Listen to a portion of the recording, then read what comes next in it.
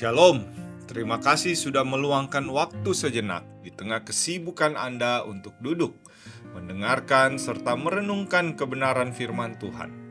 Kami berdoa agar waktu ini menjadi waktu yang menyegarkan bagi jiwa Anda.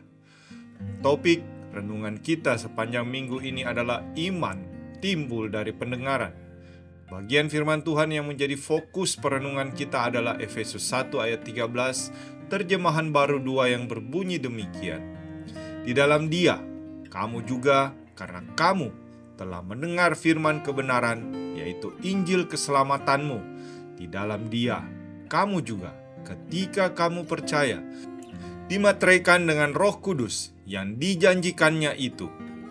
Jemaat yang terkasih di dalam Tuhan, mungkin kita pernah menerima sebuah dokumen penting atau surat berharga yang memiliki segel, cap resmi, atau tanda tangan di atas materai. Segel itu memiliki makna yang kuat. Ia membuktikan keaslian, memberikan perlindungan hukum, dan menunjukkan secara pasti siapa pemilik sah dokumen tersebut. Dalam kehidupan rohani, Tuhan juga memberikan sebuah segel yang luar biasa kepada kita, dan semuanya itu berawal dari pendengaran. Dalam ayat ini, Rasul Paulus memperlihatkan sebuah urutan yang indah tentang bagaimana Tuhan bekerja dalam hidup kita. Pertama, ada proses mendengar. Kamu telah mendengar firman kebenaran. Kedua, dari pendengaran itu muncul iman ketika kamu percaya. Ketiga, sebagai hasilnya, Tuhan memberikan tanda kepemilikannya, yaitu dimateraikan dengan Roh Kudus. Pada zaman dahulu, sebuah materai atau cap cincin pada barang atau surat menandakan kepemilikan atau jaminan keamanan. Paulus ingin menegaskan bahwa saat kita mendengar kebenaran Injil dan mempercayainya, Tuhan menaruh Roh Kudus di dalam kita sebagai tanda mutlak bahwa kita adalah miliknya yang berharga dan tidak ada yang bisa merebut kita darinya. Terkadang kita mungkin merasa ragu akan keselamatan kita, merasa tidak berharga atau merasa sendirian saat menghadapi beban hidup. Di saat-saat seperti itulah kita harus kembali mendengar firman kebenaran dan bukan mendengarkan suara kebohongan dari dunia yang menjatuhkan kita.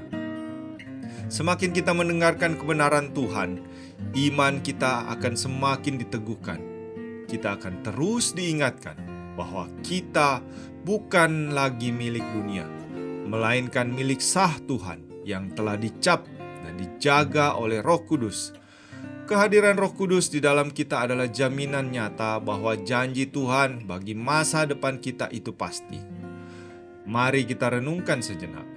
Ketika kita sedang merasa ragu atau tidak berharga, suara kebenaran apa yang perlu kita dengar kembali hari ini? Sudahkah kita menyadari dan hidup dengan penuh rasa aman sebagai seorang yang telah dimateraikan jadi milik Tuhan? Mari kita berdoa.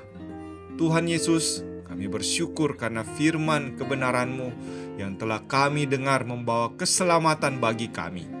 Terima kasih ya Tuhan, karena Engkau tidak meninggalkan kami sendirian, melainkan memberikan Roh Kudus sebagai materai dan jaminan bahwa kami adalah milik-Mu yang berharga.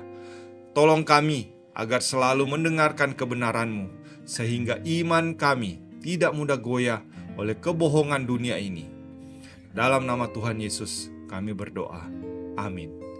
Kiranya renungan hari ini boleh menuntun langkah kita sepanjang hari ini. Selamat beraktivitas dan sampai jumpa lagi dalam renungan kita bersama esok hari. Tuhan Yesus memberkati.